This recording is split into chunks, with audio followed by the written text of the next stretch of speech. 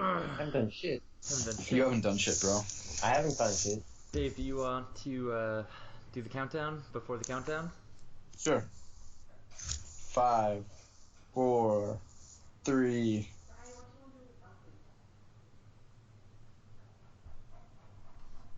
Hello, and welcome to the Digital North. I'm gonna redo that. I had some doubts. It didn't feel right. I think we should keep it in. No editing. That's good. They like it that way. They know we're genuine. They like it raw. They do like it raw. Hello, and welcome to the Digital North. Each week we get together and discuss a movie, album, or documentary and dig into the themes, style, context, and content of that work to try and understand what makes it special. This week we're talking about the 2017 documentary by Joe Piscatella, Joshua, Teenager versus Superpower. This week's episode is hosted by David. It was his idea. I am Ryan Hamilton. Joining with me today are Nate Sand and David Nielsen. So without further ado, Dave, why don't you take it away? All right. I'll start us off with something that happened on this day, and that's the death of Michael Jackson, unfortunately. Oh. Yeah. So I also have a quote from Michael Jackson. Good. And the dead start to walk in their masquerade. There's no escaping the jaws of the alien this time. This is the end of your life. Wow, that's Little did he know that he would die one day. Little did he know. He probably wasn't planning on it when he wrote something so beautiful. What a poignant quote for yeah.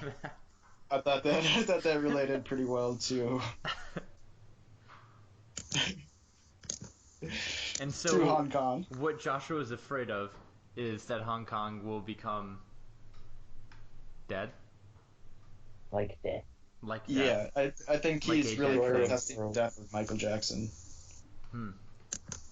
It could be. That's what I got from it. Yeah, I mean, like, the whole, no national education could be a metaphor for, like, no Michael Jackson propaganda. Yeah. I remember Not when too they much of a stretch. did that, when they taught us all Thriller, the song. And a lot of people were against that. But the government really has a hard-on for Thriller, I guess. Okay. So, Joshua Wong is, like you said, the leader of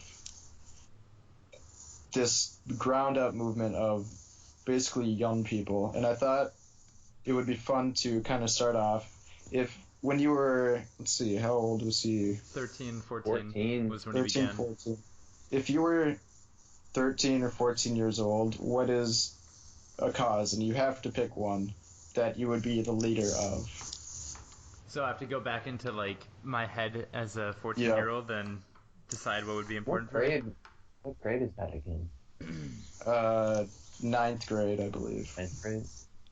Probably anti-religion. At that point, I was pretty, like, staunchly, like, anti-organized religion. So maybe I would I think it together, might be I think it'd be like a militant atheist alliance where we would carve out enclaves within America and slowly take back land from our Christian oppressors. Yeah, I like that. Lead the anti-crusade. Yeah. The anti-crusade. Do you think that's what the Muslims called it? I don't think so. I'd probably choose some environmental thing. I don't know. I'd probably choose some sort of land right type issue and get behind it. Like Really? for state parks and stuff, probably. Look at you. If I imagine myself back at that time, nowadays, probably something similar. A poet's alliance. Yeah. Well, stop writing on paper. No more paper abuse. Dave, what about you? Yeah, I think Probably like a hair dye coalition where Yeah. Everybody Because got you know how I free hair dyed my dye. hair so much. No, I did never dye my hair. You'd probably start a scooter club. I'll go on the record as saying I've never dyed my hair. Okay. Would you found It's a scooter naturally club? pink and green. I thought you no, said a Hooters Club. Hooters club. Yeah, well, no, that's what I would found, not a scooter. Hooter. Especially if It would probably be something like. Hooters on scooters. It actually depends. If I were like in ninth grade, especially towards the end of ninth grade, it would probably be like a militant atheism thing too. Not militant, not. But like. You wouldn't crusade with me on the anti-crusade? Yeah, I wouldn't bomb like churches because I think they could be good allies against the Jews and Muslims, but I'd bomb. No. I would like to make clear at this point that I that don't want to bomb churches. Yes. you church bomber. I'll go on the record as saying I would not like to bomb churches. I might. Who knows? Depending on their emissions. More about that, mate. Depending on their carbon footprint. Yes. Mm-hmm, Yeah. Exactly, some Edward Abbey type shit. Some Unabomber type shit. No. Last week I listened to a Sam Harris podcast episode called The Road to Tyranny or something like that with Mr. Snyder. Dan Snyder, maybe? A. Snyder. And they were talking about how, like, one of the first things to go when your society becomes kind of like a run tyrannically is your institutions. And how it's pretty important to try to maintain your institutions in the face of a tyrannical power. And I thought that this documentary was really interesting because it seemed like one of the first things that China started encroaching upon was the institution of education and the school system. And they really tried to, if what Joshua said about national education is true, then the fact that they were basically just using it as like a vehicle to brainwash the next generation of Hong Kongers seemed like it was really valiant and really it was really prudent for Hong Kong to resist this initiative because it's pretty easy to resist at the beginning and it gets kind of progressively harder as new authority and power comes in. So I don't know about you guys, but I was really impressed that he began with trying to protect education, and I think that's pretty important. Yeah. I was just looking at his page and I saw it says pretty near to the top, the Wikipedia page. It says that he pretty was nerd? pretty near to the top. Oh. So I was just glancing at it. It says that he was diagnosed with dyslexia soon after he was born, I guess probably not just soon after, but maybe once he could, be the age where he might be able to read. Mm-hmm. Oh, so what you're saying to me is pretty interesting he thinks school is just too hard, and so he's yeah, no more school. That it just makes like his story all the more like wow, like being 13 years old and launching a protest movement that attracts like it's the biggest protest in I think their history as a part of China. Speaking of, David, could you give some context for the listeners who might not be familiar with So, a long time ago, Hong Kong, I don't know all that much about like Chinese culture and history, but during the colonial period, the British used Hong Kong as like a trading port and stuff, and so it was part of the United Kingdom for a very long time. Well, over 100 years, I'm not sure exactly. But, maybe not even 100. I'll have to check. But in 1999, they gave control to the Chinese government. Let me just interject real quick. Hong Kong was under British rule from 1841 to 1997. Cool. Oh, 97. So I got... Excluding the Japanese occupation of 41 to 45. Oh. So the idea was they would be part of China, but there would be a policy of two countries, or the same country, two systems of governance. And they were guaranteed freedom of speech and democratic elections, and among other things, but those were the most important. And then all the elections that they've had, the only candidates are ones that are approved by Beijing. So they don't actually have the ability to choose somebody that they want. They can only choose from a group which is chosen by China. So a lot of people are against that. Also, there have been issues with free speech because like some protests are shut down pretty easily since China doesn't like that. And also people selling or writing books about freedom of expression or basically anything that the Chinese government doesn't like have been like arrested and held for really long times without lawyers and stuff like that, or just disappear from the city and nobody knows where they went. So that's like the general feelings of a lot of people from Hong Kong. And now China is trying to do a new education system that kind of rewrites the history and gets rid of Really, to that, like that. I don't think they explained that tremendously well, or at least I maybe missed it. Did they say anything about that? About okay, About when did why you describe Ryan, actually? We should probably he was back up inspired? Wait, what did they explain? Or didn't explain?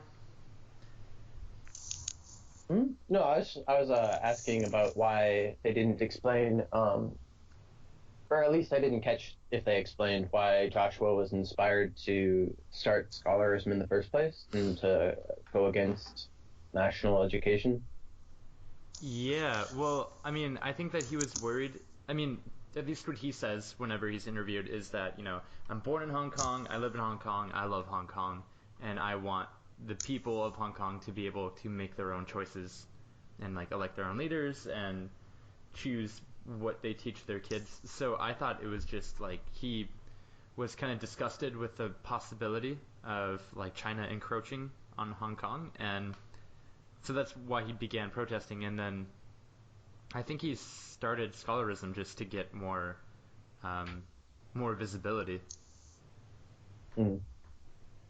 I thought so, at least. I mean, it didn't. I guess like it just kind of seemed natural to find groups of students who also didn't want their education being like completely just picked apart by a different government. They could understand that. Yeah, especially since they'd had at least like maybe not him, but his parents had many more rights than Chinese people did for a long time, and it's like doesn't really fit with their view, what they're trying to do. Yeah. And he's kind of like, wait, my world doesn't match what we think about Hong Kong. Yeah, So it's kind of like that would be, oh yeah, there is a train. Yeah. It's charming. It's right outside my window, actually. I get a great rate on the place. How do you hear? Is there a train actually? You don't hear the train? You don't hear the No, I train? don't. Okay. That's concerning. Oh. But he's so young. Like that's the we were talking about earlier. What we would do if we had to lead a movement. But the thing is, none of us did do that. Like, and imagining a 14-year-old just like on the one hand, it's hard to believe. I mean, it's true. You have to believe it. And I guess all the more impressive for it that 14-year-old, despite all different maybe the social things going on in his life and the hormones and whatnot of being a teenager, that he would converting those sex feelings into rage. You're talking about an underage boy, Ryan. Let's back up. Hey man, I'm just talking about rage I only feelings. mean to sexualize him a little bit. He's got pretty big lips. But still, like, imagine all the different social things that you guys had going on when you were 13, 14. And it's a different culture, so I don't necessarily have the same understanding of maybe what's more typical. But it's just like that he would have the impetus to do this by himself is super impressive. And then on the other hand, I believe it because, like, there one professor they interviewed talking about it's the Joan of Arc story where this kind of innocent person comes in and is able to point out the different flaws. Yeah. And so it's easier for me to think about that if he had chosen to pursue this when he was 17 instead of when he was 14, I think maybe he wouldn't necessarily be as strong a force or have the conviction that somebody's kind of wide-eyed might have. And I'm sure it was like really exciting for like a 14-year-old to be able to stand out in the middle of city center and like yell into the mic about how much he loves Hong Kong and about how important it is to him. And I'm sure that was at least a little bit reinforcing from the people like living there. I'm sure like people gave him some good feedback and like wanted to hear him speak again. So I imagine, as a 14-year-old with no real power or control over your life, it might feel good to be able to do that and affect that immediate change. And yeah, maybe it just kind of grew organically from that. Like I wonder if he really planned on having a social movement from the beginning, or if it gained traction to the point where it seemed like just inevitable that like that was just the thing for him to do. Yeah, it's really like as an American person, and up until the past like year or so, there were like very few protests and things like that, and it's just like trying to think back to when we were that age and at that time, I just can't imagine like standing out and handing out leaflets for something like really anything at all. Yeah, I was solely focused on girls, I think. Yeah. Did you hand them leaflets with your number on them? Do you like me? Circle yes or no. It's not. Yeah, I mean, kind of. I had some go-to pickup lines that I just throw into the ground. Lay one on us, Ryan. Yeah. Lay one on us. Well, Let's hear it. I'd like to go to Armstrong football games when I was in middle school because it made me feel pretty cool. Hanging out with the high schoolers, and like all of the middle schoolers would be like hanging out like around the end zone outside of the field. And so I would go around, and I went to a different middle school than the kind of just normal District 281 schools, so I didn't know many of the people at all. I didn't know hardly anybody. And so I walked around, and I shook hands of pretty girls, and I said, "Hello, I'm Ryan. I want to have your babies." And overwhelmingly, they blushed and told me how cute that was, and we talked for longer than I think was warranted, because there like came a point where I was like, I don't deserve this attention. I don't. Yeah. And that's why you have 17 children? That's right. I actually ended up getting a vasectomy when I was 15, and I just don't have to worry about that anymore. Yeah. That's also why my voice sounds the way it does, because of the vasectomy. Because of the vasectomy. Because the lack of sperm in my vocal cords, which is what happens to most grown men. Yep. There's a gay joke there somewhere. There is. I think it's called Ryan. Oh. I would like to reinforce again that I don't want to burn down any churches. I'm sorry for this getting out. Did I go on the record as saying I wouldn't? I don't think you did. Well, I didn't say not burn. I said bomb. I think you went I'll go on the record. I will officially, I'm not afraid to say this, I'll officially go on the record as saying I would not like to burn down any churches. You would not like it. But there are situations. There are times where it's appropriate, but I maybe wouldn't enjoy it. It's like doing errands, like I wouldn't like to go shopping today, but I have to eat.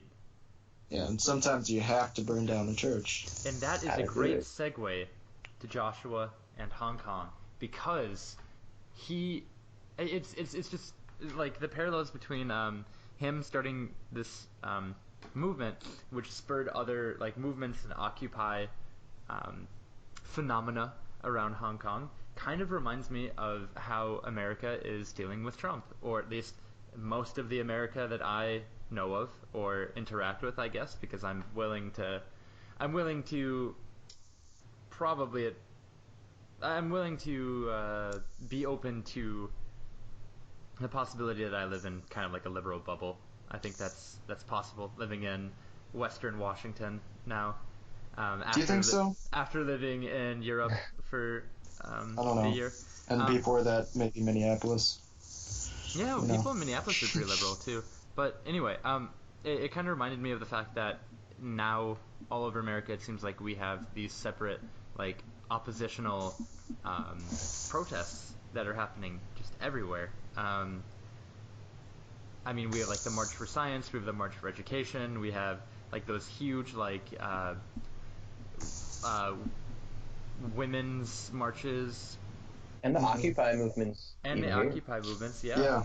And then like even to a larger, maybe That was more like the tangentially, first. more tangentially, we have things like Black Lives Matter, and we have things like yeah, I guess Black Lives Matter is probably the best other tangential connection. So I just wanted to explore maybe the idea that America is also in a transitional period where we feel that what the government is doing might be out of step with what the people want the government to do. And I'm kind of proud of America for like standing up and being loud and saying that, this isn't cool. And Me I'm also too. not participating in any of them. Yeah. I do want to make that clear too. If they like walk directly past my front door, I'd probably give a wave through the window. Through the window, But with the curtain still drawn. yeah, more like a get out of here wave, like a. Oh, okay. More of you. this type of thing. Ah, yeah. Yeah. The claw. Yeah. I'd make a grabbing motion. Yeah. I participated in a March for Science that Moorhead had a couple weeks back, Word. and it's a nice atmosphere to be around people who do fundamentally share like one kind of core belief that the environment matters, science matters, and it feels good to be in that type of energized situation. So I understand like why people protest, not just for the sake of getting the message out there, but also for the sake of having a community of people that like you can just feel comfortable like saying, "Man, I am pissed." Yeah. This stuff really matters, and I think that's really important too. And you don't always like hear about that when you hear about protests. You more hear about that they're just trying to They're what's the word? blocking our traffic. Yeah, exactly. Just Yeah, like well, trying to make a scene or something, or trying to, even though collectively they do add up to show that there's lots of public support for whatever issue, it also gives an internal system of support, which I think is nice. I totally agree with that. And like it gives I think when you said community that was really yeah, I think that's exactly it. And like it's not often that you have like a physical community surrounding you all like chanting the same thing. It's really rare to have so many people in person who you like feel in step with, unless it's like a sporting event or something like that, I guess. Or religion. Or religion. But even then, I mean, like, white Christian religions are kind of boring. Like, I would have to go to, like, a southern black church because I For think the that would be a lot amens? more fun. For the aliens? For the amens. For, like, Can I get an for, amen? like, singing I found a and, like, Baptist church in dancing. Fargo. Really? Yeah, Okay. it's a tiny little building. And you check that out. Probably raucous. I don't know. Yeah. And, like, Should check it Muslims out. do a good amount of chanting together, too, right? And they do prayers Oh, yeah. together where they're always, like, going through That's pretty cool. the praying movement, and that seems like that helps with a sense of community more than I don't know, more than many like liberal like pretty progressive churches. Because like I think even like Catholicism, if you are like kneeling on a really painful pew, you at least have everyone kneeling on that same painful pew together, which gives you a sense of like suffering together. Which Pulpit, or no? What's the not pulpit? What's the term? It's not pew. it's not Sorry, pew. I just You sure it's not pew?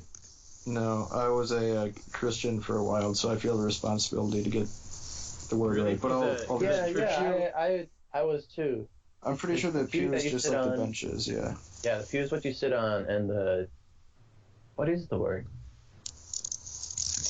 I don't know. And kneeler. The kneeler could be Bad part of. All right, everybody. Ultra Sorry. rail. An ultra rail. Yeah.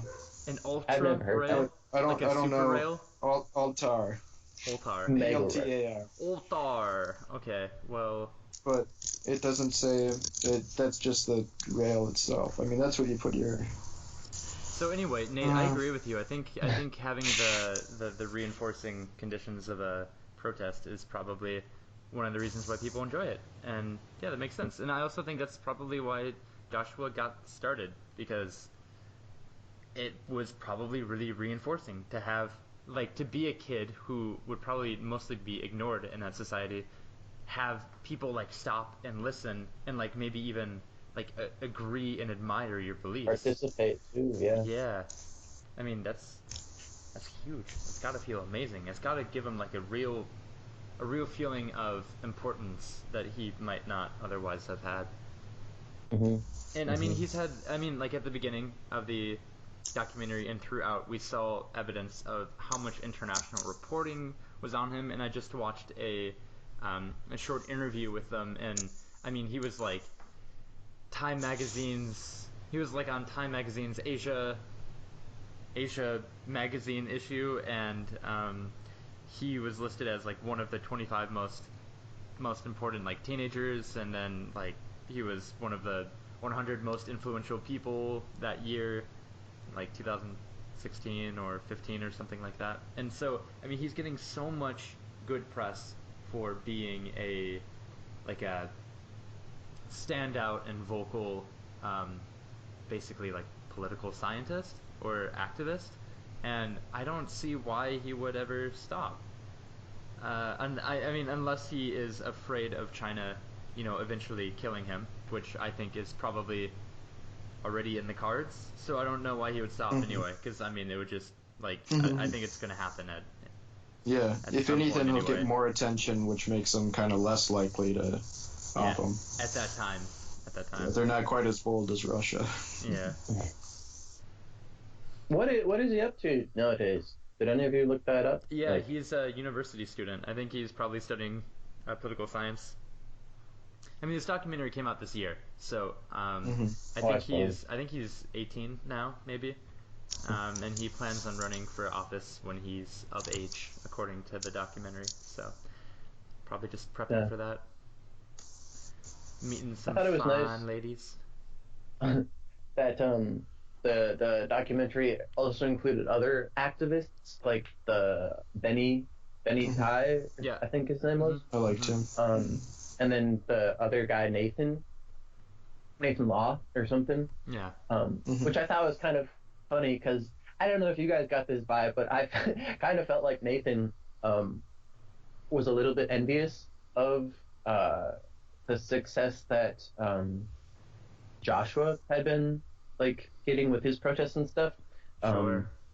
Which I just might be like imposing or putting on myself, just because it would make sense to me situationally, where he's also an activist, he's also trying to get this stuff going, but someone else's protest gets a lot more people than mine. Well, wasn't Nathan his friend? Weren't they? Were they like co-activists? I thought like Nathan, Derek, and Joshua were all like kind of like the founders of scholarism. I think it was more Derek and Joshua and the girl. Forget the girl's Agnes. Name. Agnes. And I think Nathan joined in a little later on. Oh, okay. From my, I might be wrong though.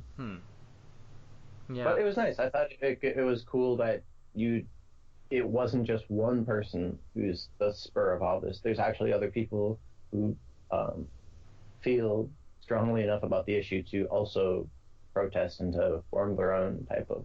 Yeah.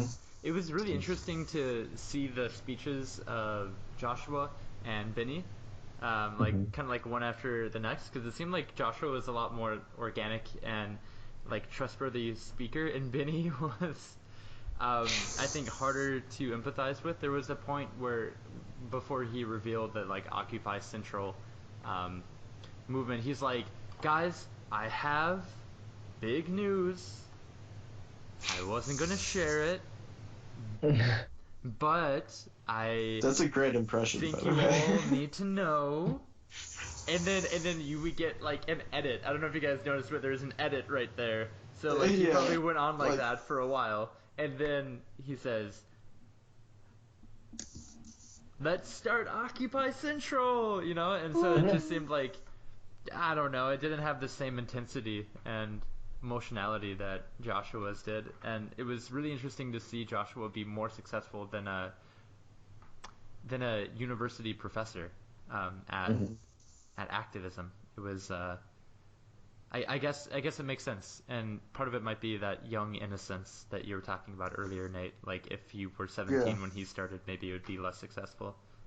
Like, I'm sure from the perspective of a lot of people in Hong Kong who like sympathize with the Chinese, and they think like it's all just Western propaganda or something like that. It seems unlikely that they would pay a 13 or 14-year-old kid a bunch of money to start a protest movement. Sure. Rather than like a law professor or something like that. Yeah, because you could that would have more. Yeah, I guess it'd be more likely, or it would be feel, unlikely that more correct. Yeah, because it's so unlikely that it would happen in the first place that it would work. So during this documentary, everyone was speaking Cantonese, I believe. And I wish I remembered, but the last thing we talked about, the last documentary that we had was In the Mood for Love. Or, sorry, the last film, I guess, was In the Mood for Love. And that was also set in Hong Kong. And I remember that because the families were Chinese immigrants, likely, or at least maybe that was implied, I think that they were all speaking... Mandarin? And everyone around them was speaking Cantonese. It's either that or the other way around. But I just thought it was really interesting because my subtitles kept saying, like, speaking in Cantonese. You know? So, I think that is the main language in Hong Kong, right? Yeah, I think the main actors were not from Hong Kong, so that might be why they did it. I feel like I read that or something. Yeah, well, I mean, I kind of said that when we had our last conversation. So, yeah, maybe that's it. Well, you're saying not exactly the same thing. Yeah, well, I was just thinking, like, what's up with the Mandarin speaking people in Hong Kong? Where are they at? And I was wondering, I was thinking about Joshua's heritage, because he was born in Hong Kong, but I don't know if his parents were or if their parents were. And I wondered, thinking about the idea of, like, the fact that they're not quite Chinese, but they have a lot of the same, like, populations, like they have a lot of the same genetics as similar groups of people. But, you know, they have different language, they have different history with the British influence and then the Japanese occupation in Hong Kong. And I wonder how many people in Hong Kong really identify strongly with China. I wonder if that is a minority or a majority population of people who say, like, you know, I am Chinese and Hong Kong is a part of China. Yeah. It probably stratifies on a way that's income based, I would guess. That if you're really wealthy in Hong Kong, it doesn't really matter as much whether you get kind of subsumed by China. But if you're just a university student, say, or a kid, having these liberties that you're used to matter a lot more, maybe, because you don't have ways to buy them, per se, or to rise above it through wealth. Yeah. Um, If you have no that's freedom what I of would get. movement.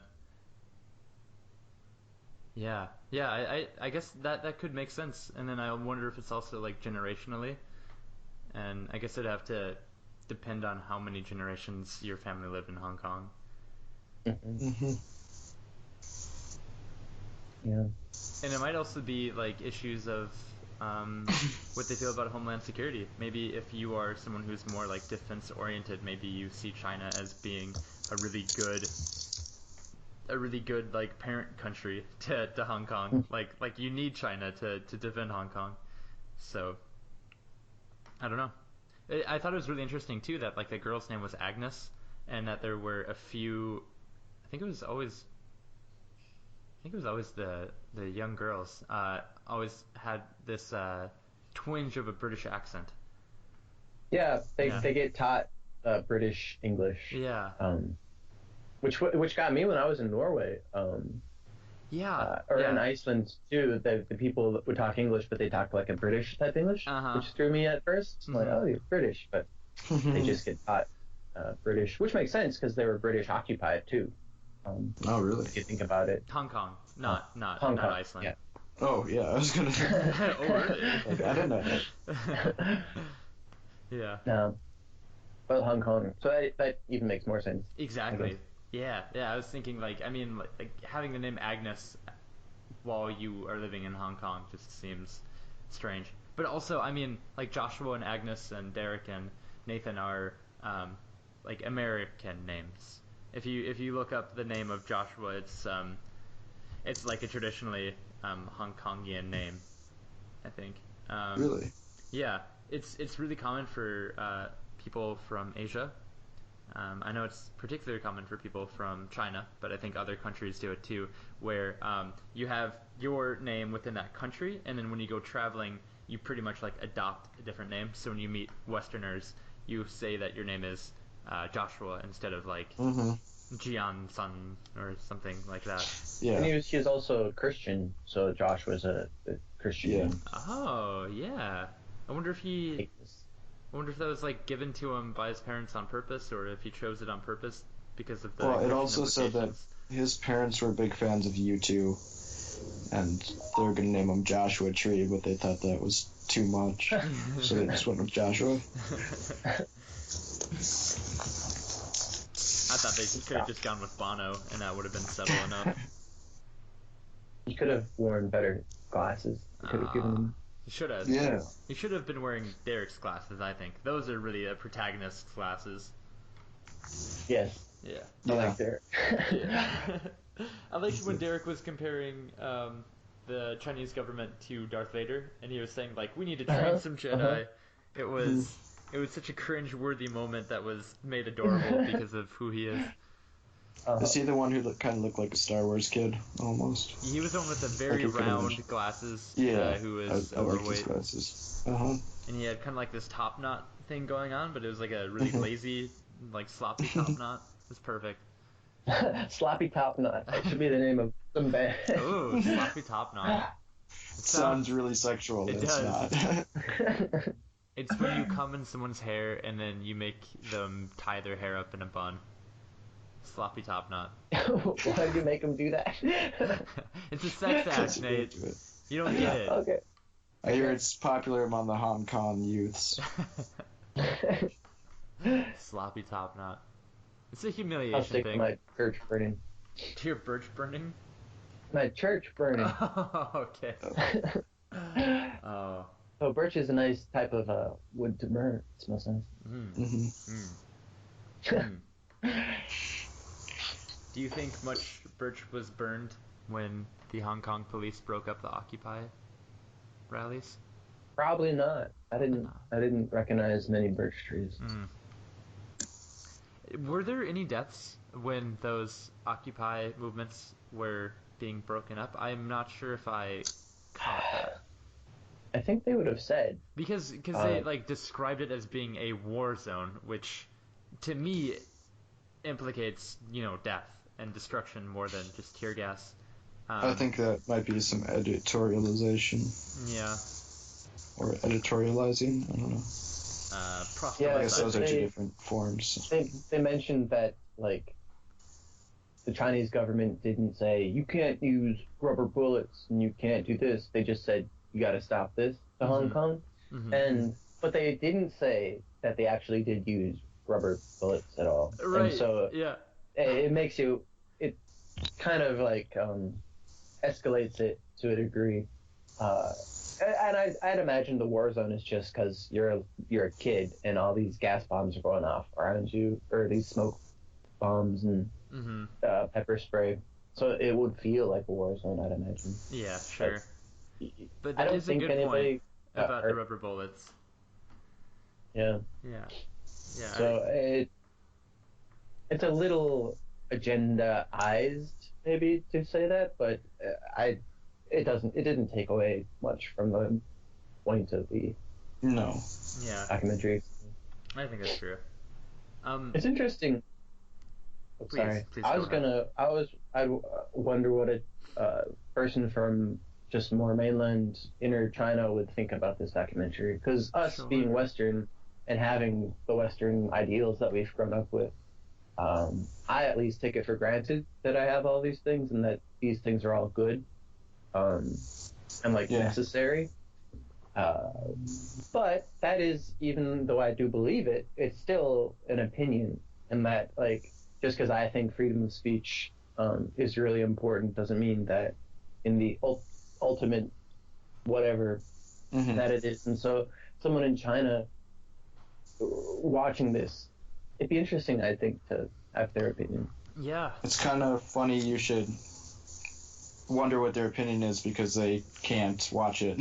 Yeah, they can't. Like it said, Joshua Wong became a blocked term to search in China. I wonder how much the Chinese population is actually aware of what is going on in Hong Kong, because they said Hong Kong is a commercial hub.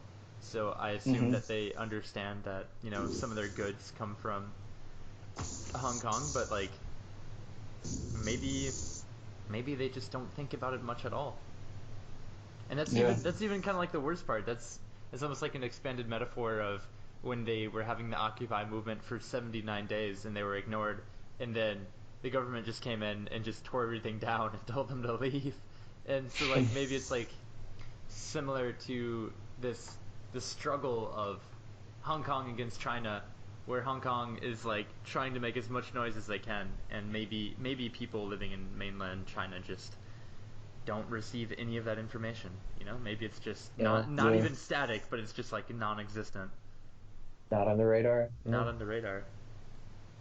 But of course, that's all conjecture. I have no idea what it's like to be Chinese. I have no idea what type of information they have access to, and even if something is blocked from the national registry of terms that you can use, I don't know if that's acceptable search. Yeah, I don't know if people can just use VPNs and circumvent that, or how common that is. So I'm unsure. But I thought it was pretty prudent that instead of really focusing on rallies and Occupy movements, they formed a political party. I mean, that was amazing. Cool. That was, I think, the best reaction you could have had.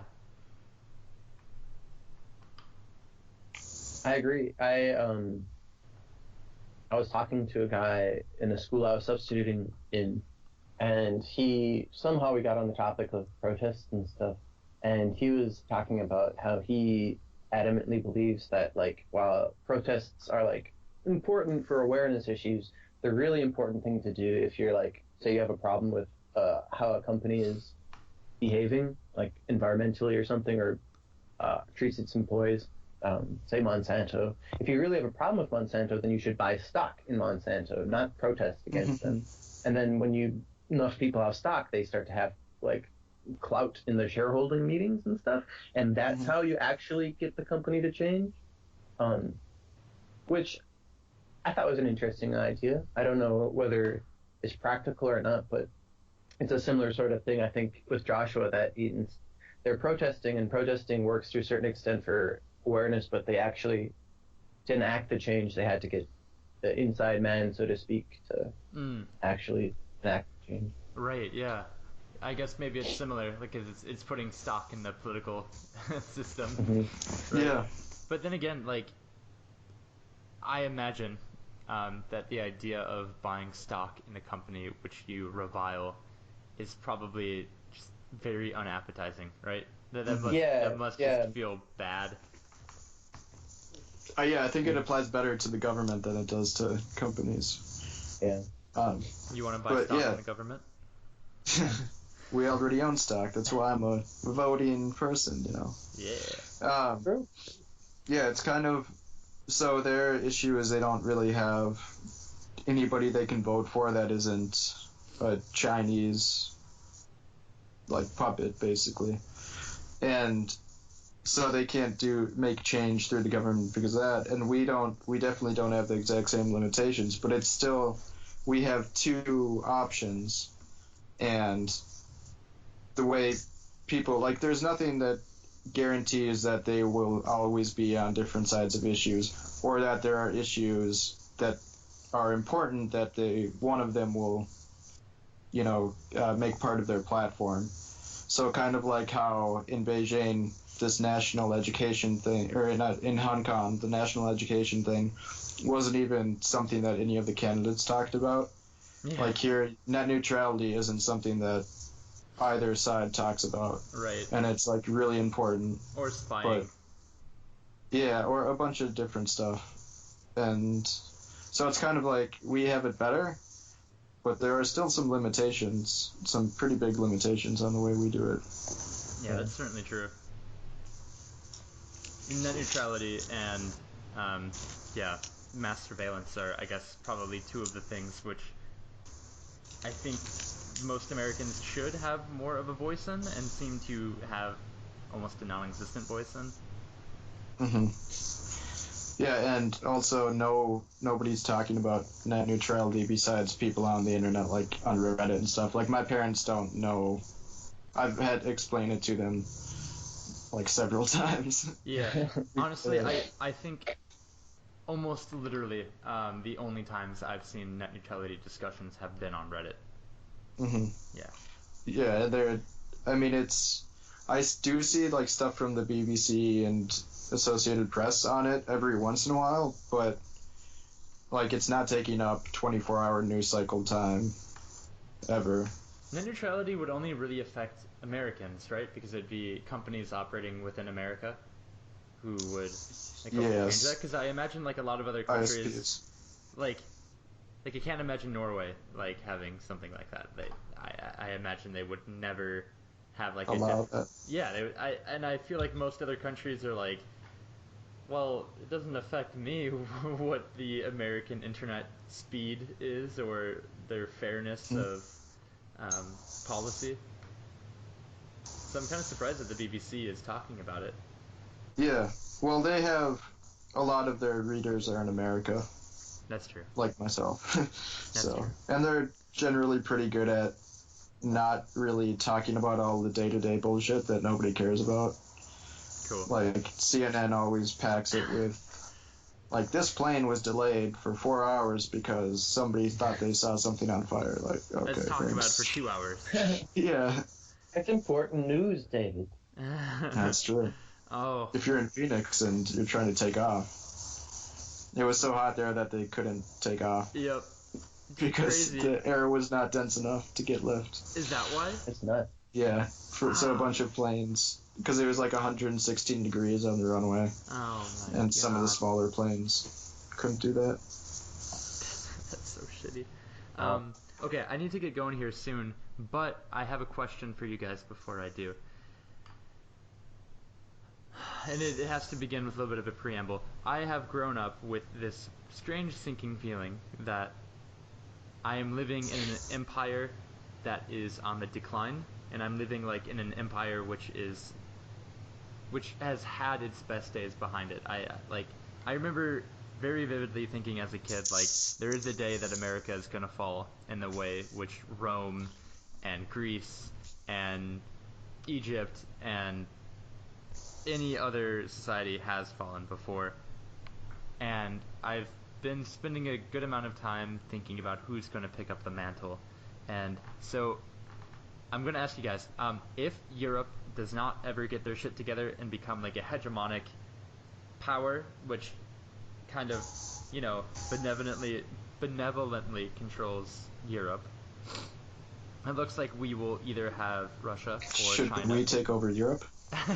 Looks like we'll either have Russia or China, who will be Yeah. kind of the next global superpower, on par with what America once was or is currently. Which would you guys prefer to have as the next global superpower, Russia or China? Russia or China? Yes. I don't think it's realistic that Russia could do it just because they don't have as much money to throw around, not like we had. But what if we have a second Back at USSR? USSR squared.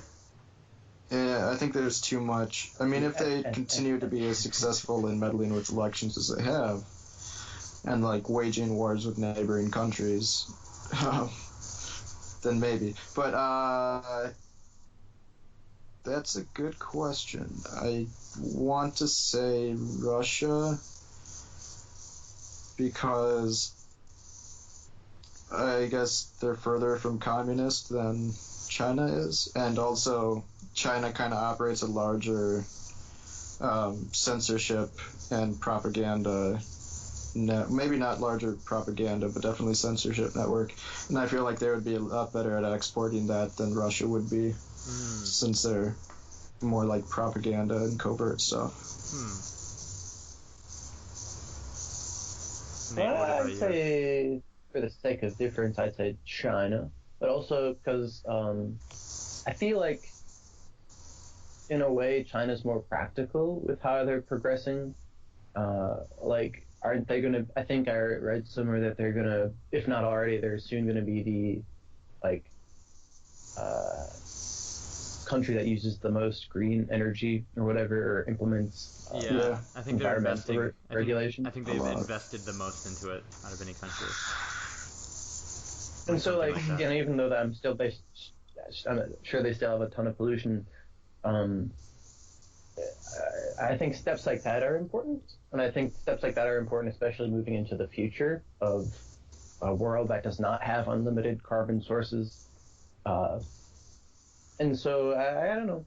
My opinion on this is not educated at all, but I would say China.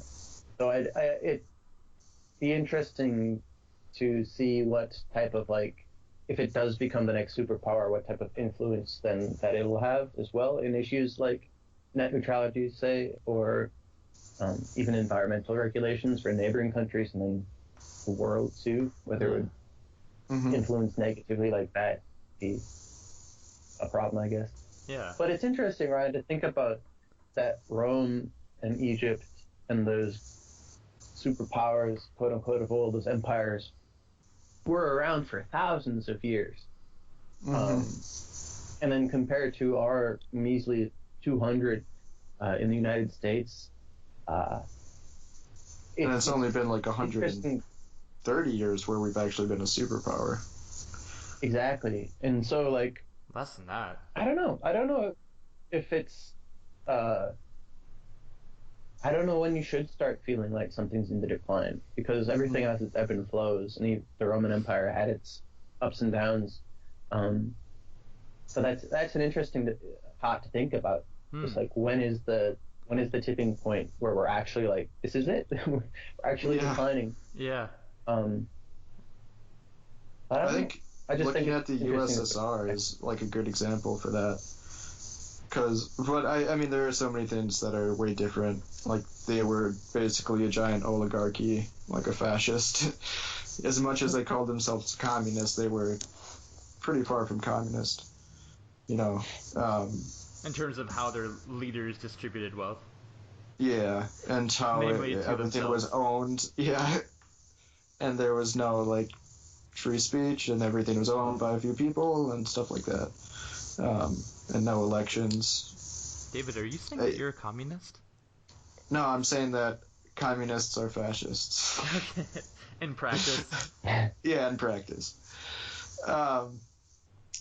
Yeah, so I guess the USSR isn't a great example for it, but in our modern era, it's the closest rise and fall that we could compare something like America to. Or maybe even the English Empire, the United Kingdom. Yeah. Perhaps. Although, so Yeah, I was... Hong Kong was its last place, right? Its last colony? colony. Could be. I don't know, it still has... I think And so is Scotland. Parts of Ireland. Don't let them hear you say that. Don't let the What were you going to say there, Ryan?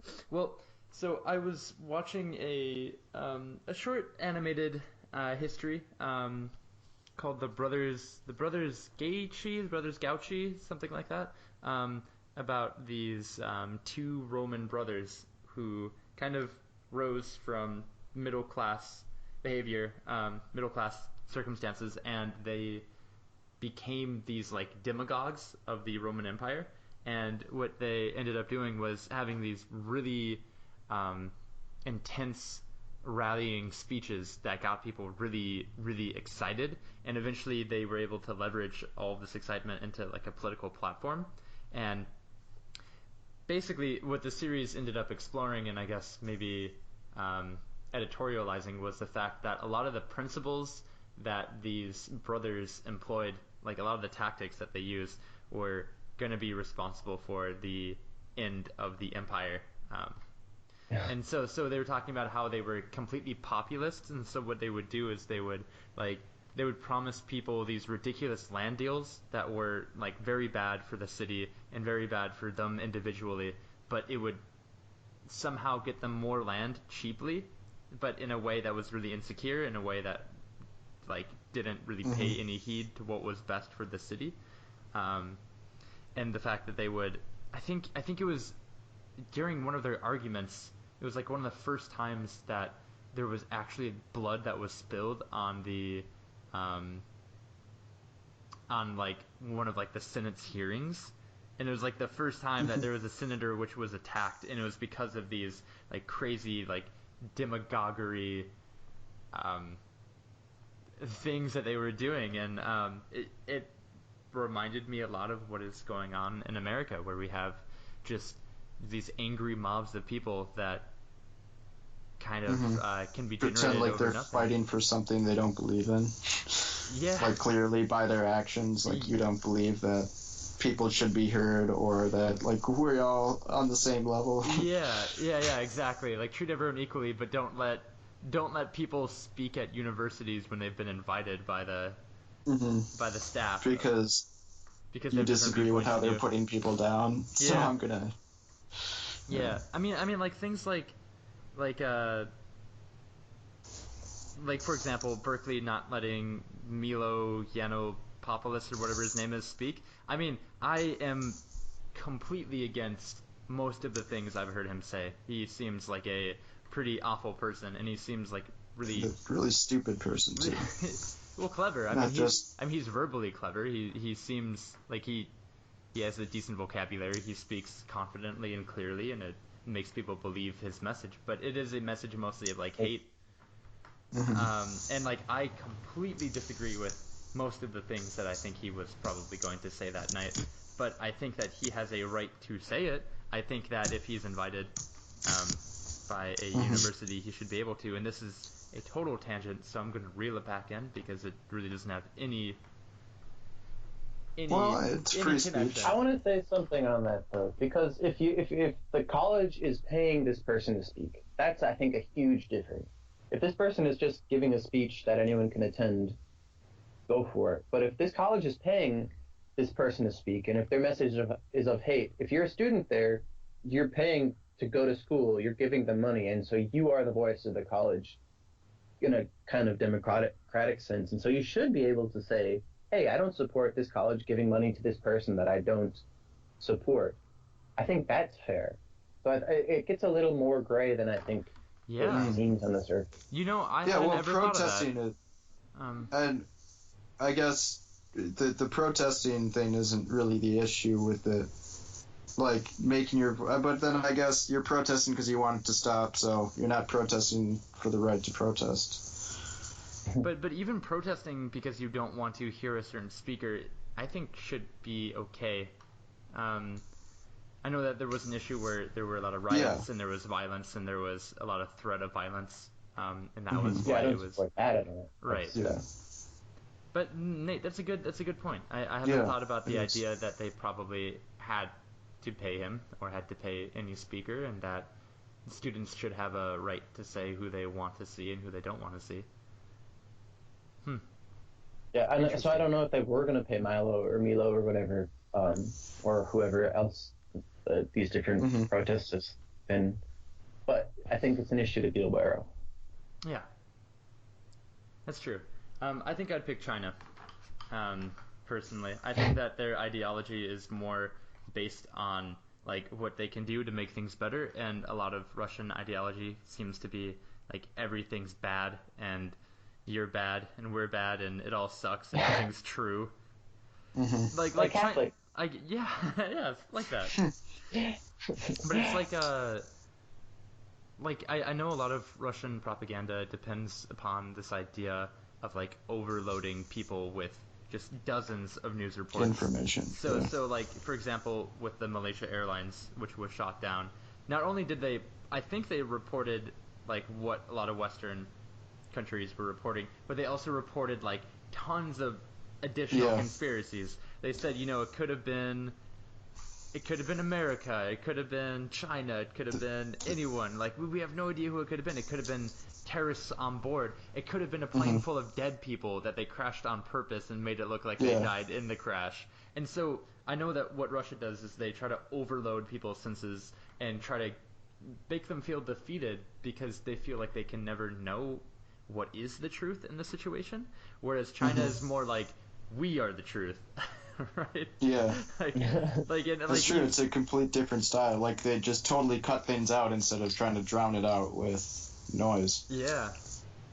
And I don't think that either of those are great strategies to have if you want like an enlightened populace, but apparently they don't. I'd vote for China. Yeah. Well, you wouldn't. I wouldn't have the right to vote. Probably. You wouldn't vote, yeah. You'd support China. My great-grandkids will speak Norwegian and Cantonese. Probably Mandarin, right? What do they speak in Beijing? Question I don't know the answer to. Whatever the state wants you to speak. Yeah. They have a secret language. I'm gonna just Google that. What do they speak in Beijing? They speak Chinese, Ryan. Oh my. Yeah, come on, Ryan.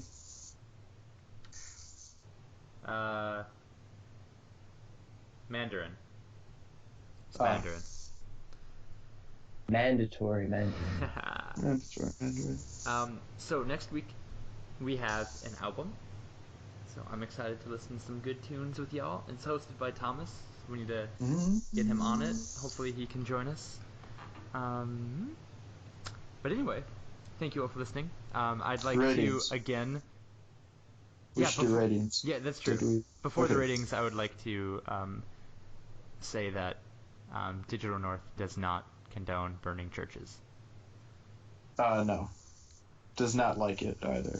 Does not like it. Nate, what is your rating? Fine, I guess. I rate it. Well, I think the issue that this documentary raised, that of Hong Kong and battling the kind of bigger Chinese government, was really interesting. I didn't really know about this problem or this fight at all, and so I thought it was really nice to watch this and to be more informed. I thought it presented the information in a pretty digestible way, which is always good for a documentary. And it was nice. It wasn't... I thought whoever started filming Joshua had to have sensed some sort of importance, even from the beginning, because they had shots in different scenes of him when he was just like 14. And so it followed with him. So I thought that was kind of cool that someone recognized the importance early on. Yeah. And ultimately, I would rate it Hmm. Probably a solid 8 protests out of 10. 8 8 protests out of full 10. city squares.